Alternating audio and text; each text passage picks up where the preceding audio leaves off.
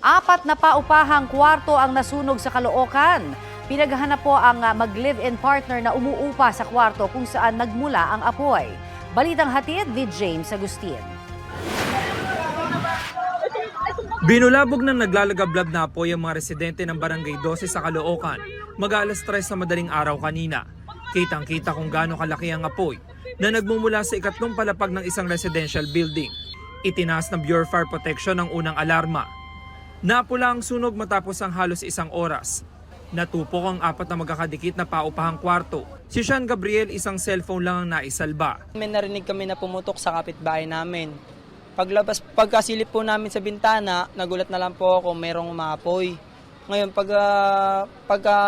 nakita ko na po ng umaapoy, bulabog na po ako ng kapitbahay namin. Hindi po namin alam kung paano po kami mag-uumpisa ulit. Laking pasasalamat naman ni Sheila na nakalabas silang buong mag-anak. Parang panaginip lang po talaga eh. Kasi alam mo yung naibaba ko po yung maliit ko. Tapos yung hindi ko po alam kung yung iba, kung naibaba po. Buti na lang po talaga may mga kapitbahay po kami na na nagmalasakit po na ibinaba din po yung ibang anak po namin. Wala rin silang naisalbang gamit kaya nananawagan si Sheila ng tulong. Sa gustong tumulong po, sana po matulungan niyo po kami kahit na mga damit lang po, wala po talaga kami naisalbang mga damit, sir. Lahat po talaga wala, kahit singkot, kahit mga gamit po ng anak ko, bagong bili ko lang po talaga. Iniimbestigahan pa ng Bureau of Fire Protection ng sanhi ng apoy at kabuong halaga ng pinsala. Hinahanap ngayon ng mga otoridad ang mag-live-in partner na nakatira sa kwarto kung saan umano nagmula ang apoy. May panawagan din sa kanilang mga taga-barangay.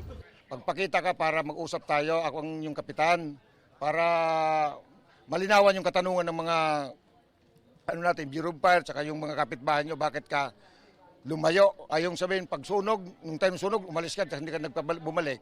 James Agustin, nagbabalita para sa GMA Integrated News.